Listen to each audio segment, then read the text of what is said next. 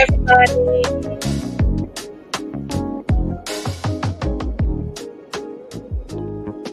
Give me a one if you can hear me. Give me a one.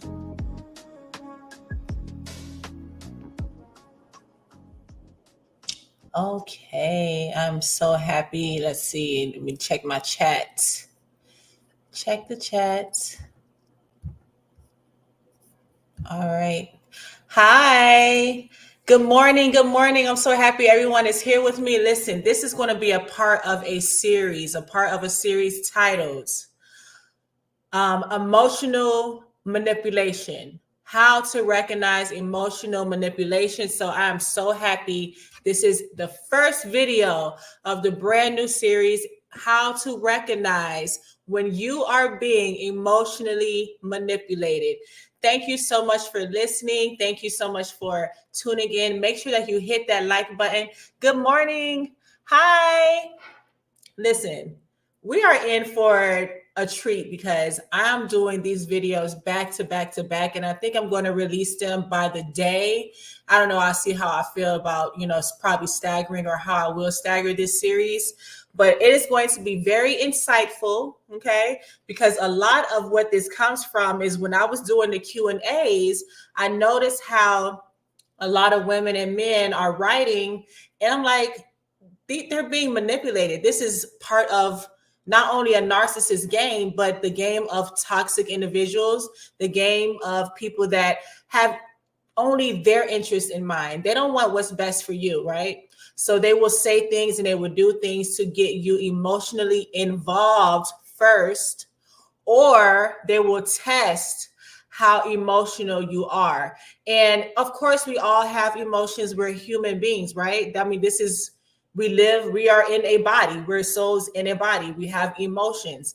But there comes a time where you cannot always think and lead with your emotions, because narcissists and toxic people alike target people who are more emotional, the ones that kind of wear their hearts on their sleeves.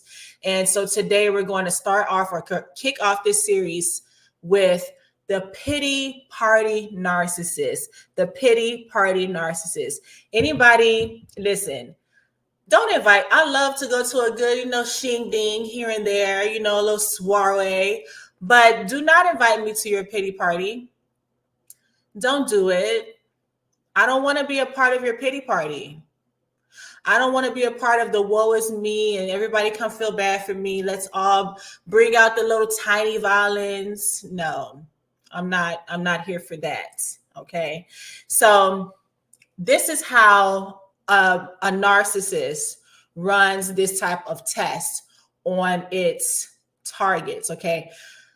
I always say I don't want to necessarily use the word victim, because I mean, in a sense, you are a victim, but we don't want to just keep calling ourselves that, right? So I like to say just the target, because these people are targeting individuals. They're actually setting out and they're preying just as if they're in an animal kingdom and they're looking for the next meal. They're targeting these other people, other humans, or other, someone that they think that they can manipulate, right? So with a pity party narc, these are the types that will come to you and say, I have a good one for it. This is the one from, what was it, last week or two, where we had the two young ladies write in and say, oh, well, I just got involved with this guy and the mother of his children won't let him see the children. Why are they telling you this? Because they want to get an emotional reaction.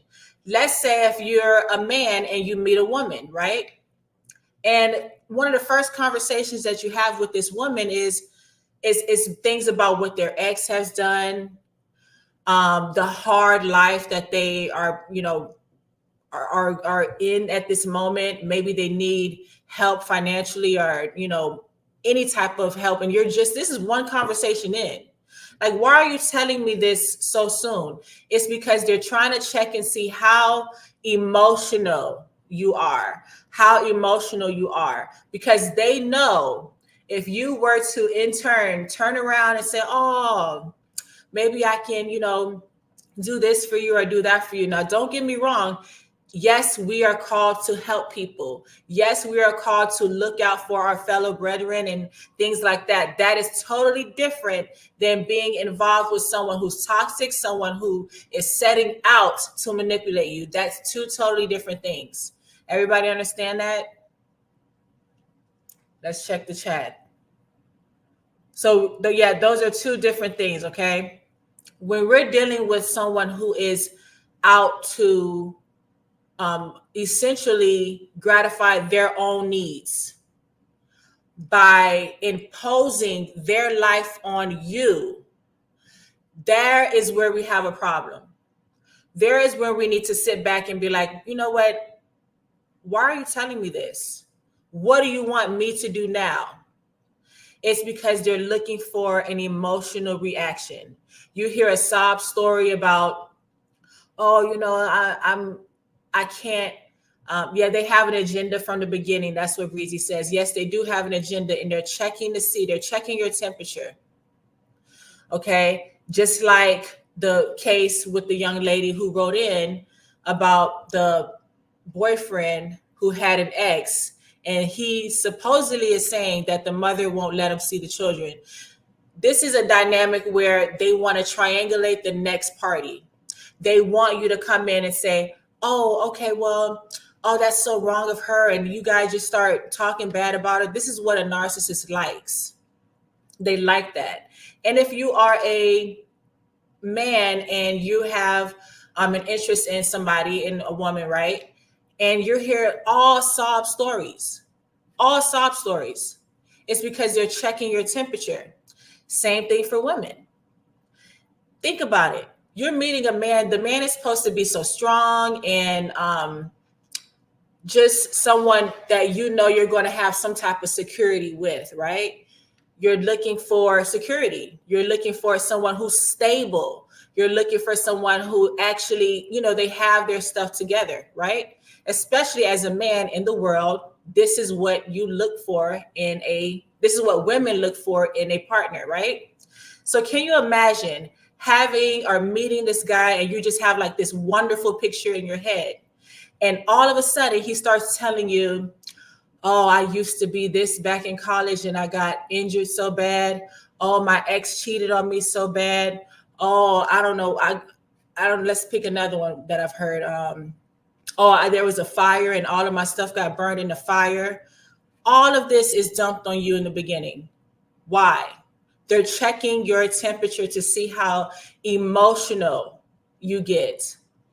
And especially if you're the type to say, okay, like a fixer-upper. You cannot, even if you are the type, okay, that's awesome, but you cannot show these people that side of you. You can't. You have to be able to compartmentalize different aspects of you and only give people what is needed at the moment, so to speak. Is everybody with me? You can't give everybody everything up front. So let's say, just with the example I just gave, you're thinking about how, there's a lot of men that watch the channel, but there's I believe a lot more ladies too. But with the example that I just gave you, it's a huge red flag. Huge red flag. So you mean to tell me, oh yeah, you said you learned the hard way. Yeah, and that's why I like this channel, because we're all here together. We all admit our flaws. No one, we're striving for perfection, right? And now that we know better, we do better. And now we're able to take this information back to your community, your social interactions, your people that are nieces or nephew or children that anyone that's younger than you or possibly even older than you that are willing to listen. Because you never really know how what you say may affect someone. That's why I'm always big on leave a comment, share, especially leave a comment, because people sit back and they read these comments and they see themselves in us and how we're talking and how we're learning from each other, right? That's why I love this channel, because we're not here to bash anyone or, I'm on here and all the things that if you've been listening for a while, all the things that I tell you guys, I mean, it's funny when I look back on it, but I sit back and say, man, I was stupid. I was dumb. But okay. So what they're doing is they're trying to test how emotional you are. You see this a lot in the dynamic with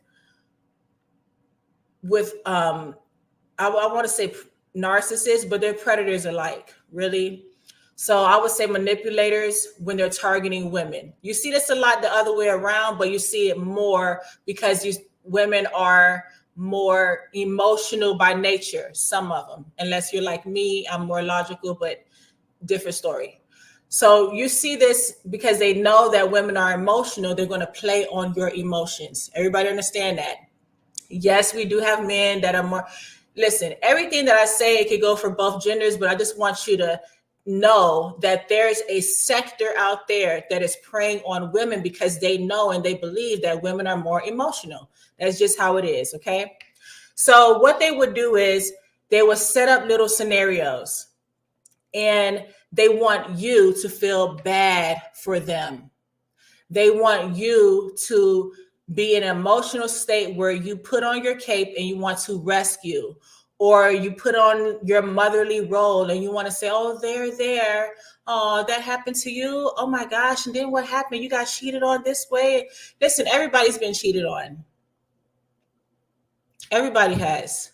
Does that mean I'm going to have a chip on my shoulder and say every person in this world is a cheater, is a woman basher or a man basher? I'm not going to do that.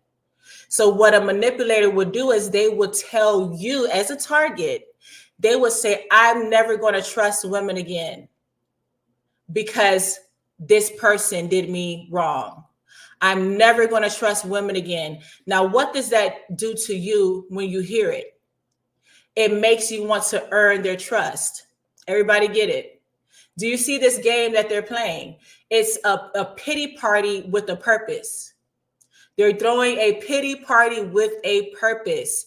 And the purpose is to get you in an emotional state to the point where you come in as Mrs. Fix-It or Mr. Fix-It. Now, of course, again, this is not the same as helping your fellow brethren. This is not the same.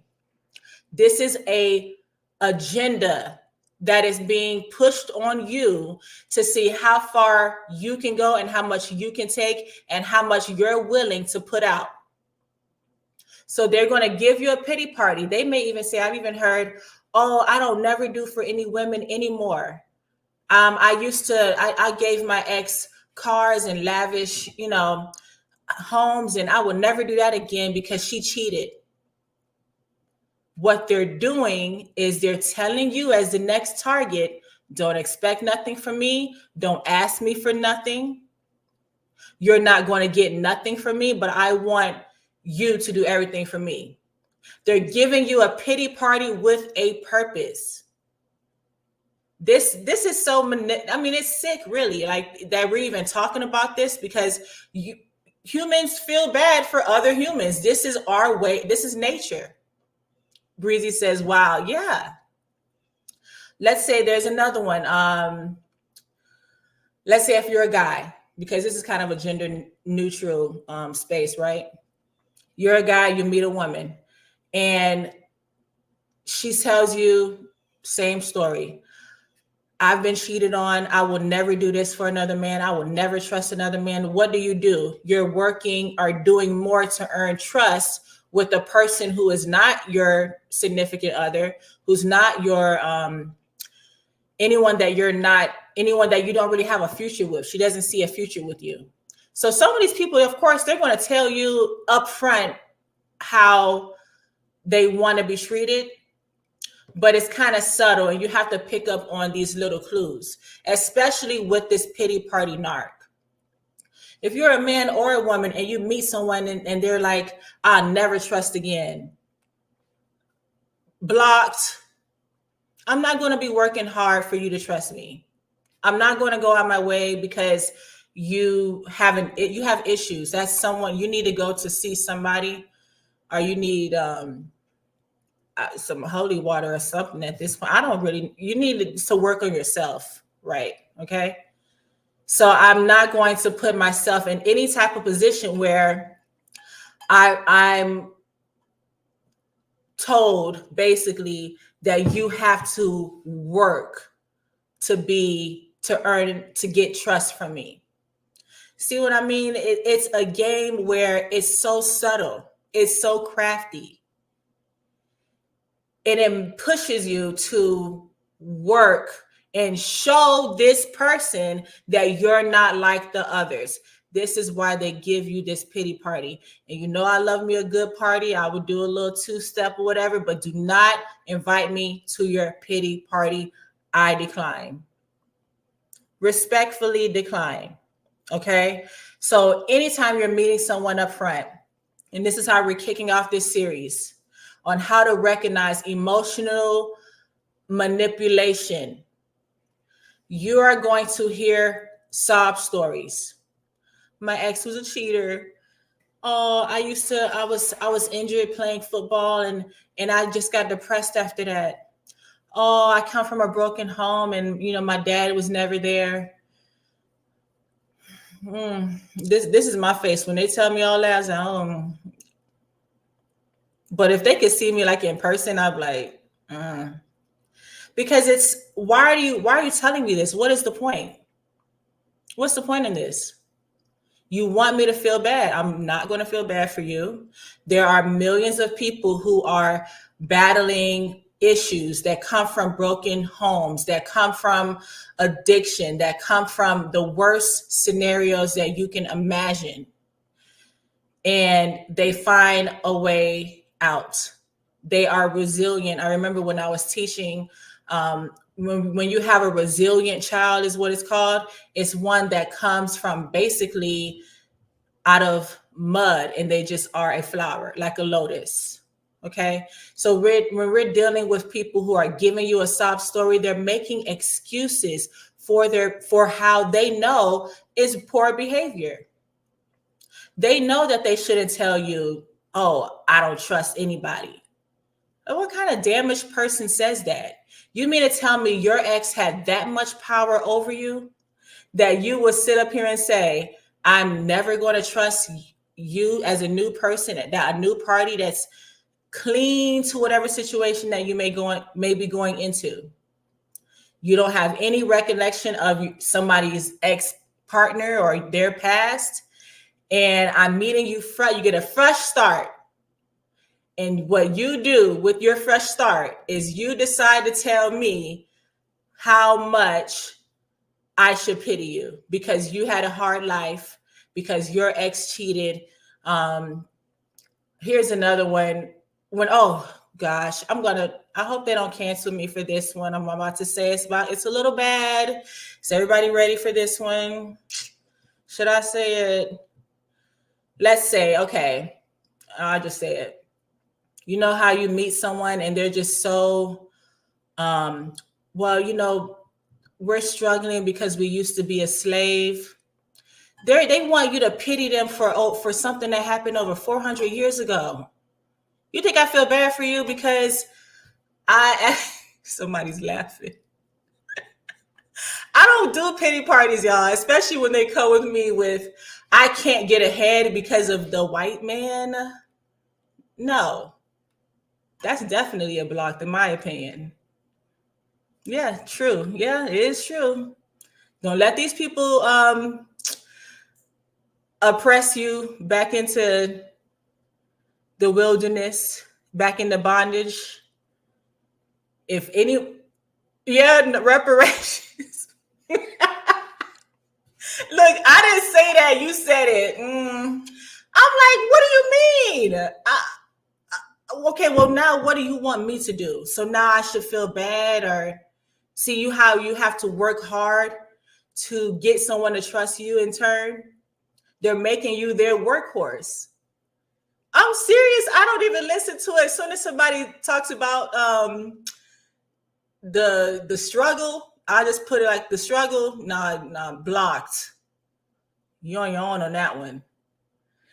Yeah, listen, this is funny. This is hilarious. But yes, when they have a pity party with a purpose, okay? This is a pity party with a purpose. The woe is me. I remember I heard Dr. Romney. She was talking about how some of them are more of like the woe is me and be kind to me, be nice to me because I've had this such a hard time. Pity party with a purpose. Pity party. Don't fall for the game, especially us, people out here and people we meet, or maybe I don't know if everybody here is single or not, but let's say you are in the dating pool and you're meeting these people and they give you this sob story. Men and women, listen, they should see the smoke coming from your feet. That is how fast you need to. They're only trying to set you up to get you in an emotional state so you can put on your cape and you can come in as their savior. All right. There is no one that should be using these types of excuses for their poor behavior, for their distrust in another person. You have nothing to do. As the new party, you have nothing to do with their past. So why are they dumping their trauma on you? Listen, this series is going to be incredible because that's just one. This is just part one, and this is just video one of this, how to recognize when you're being emotionally manipulated, how to recognize it. Now, the next one in this series is the let's just see where it goes narcissist. Let's see where it goes. Everybody here has heard that phrase, right? I just want to see where it goes. All righty. So thank you so much. And these videos will be about 20 to 30 minutes long in this series, okay? And I want to say, make sure that you're hitting the bell icon so you can be alerted when they actually do come back up. Okay, guys. Thank you so much again for listening and laughing with me. Narcissistic Abuse Chronicles. Thank you so much. She says, exactly. Breezy says, that's so true. People have forgotten that very point of not living in the past. Yes. Yeah, don't let these excuses and for their behavior, they know what's going on. A lot of it is to see what they can get out of you due to the fact that you pity them. Okay. All righty. Everyone have a wonderful, wonderful day. And I'll also be back on here for my regular, normal Wednesday lives. Okay. All right. Have a good one. Bye, guys.